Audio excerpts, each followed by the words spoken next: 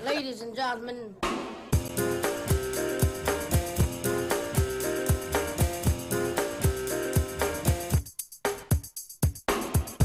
Allons-y. Eh bien, on va commencer par le canard enchaîné, Oui. avec les dessinateurs. C'est ça. Regardez oui, celui-ci. C'est un journal du mercredi, quoi. Voilà, c'est François Hollande qui s'adresse à Manuel Valls. Tu sais, j'ai bien l'intention de peser sur la campagne. Écoute, repose-toi, tu l'as bien mérité, lui répond Manuel Valls. Autre dessin, toujours de Lefred Touron. Depuis l'annonce de ton forfait, ta cote remonte, dit un conseiller à François Hollande, qui répond « J'aurais dû abandonner plus souvent ». Baccalauréat, mention très bien. C'est comme ça que la presse accueille le dernier film du réalisateur roumain Cristian Mungiu. Alors, il a eu le prix de la mise en scène à Cannes, je le rappelle. Avec ça ? Oui, avec ce film. Ah bon ? Et l'histoire nous est racontée ce matin dans la presse. Ça se passe évidemment en Roumanie. Et c'est l'histoire d'un père donc, qui est prêt à tout sacrifier pour l'avenir de sa fille, pour qu'elle puisse d'abord passer le bac, ensuite s'inscrire dans une université, mais pas n'importe où, à Londres ou dans un pays étranger.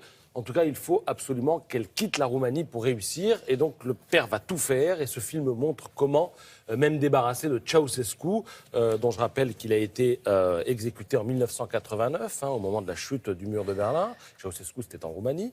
La Roumanie est restée empêtrée dans ses vieux réflexes où les magouilles, les pots de vin, les privilèges ont parfois force de loi. Il faut le noter parce que le Parisien, ce matin, parle de petits chefs-d'œuvre, tout simplement. Ah oui. Le Figaro Oui, parle d'œuvres magistrales.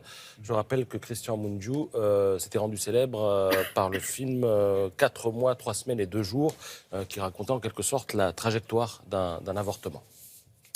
On parle également cinéma dans Le Parisien ce matin avec, dans un tout autre genre, le film Papa et Maman 2 avec Laurent Lafitte et Marina Foïs. Alors ce qui est intéressant, c'est que il y a une interview des scénaristes, Alexandre de la Patelière et Mathieu Delaporte, qui nous dévoilent les 10 commandements d'une bonne comédie. Je ne vais pas vous faire les 10, mais quand même, ils donnent quelques conseils. Si vous voulez faire rire, c'est pas si facile au cinéma.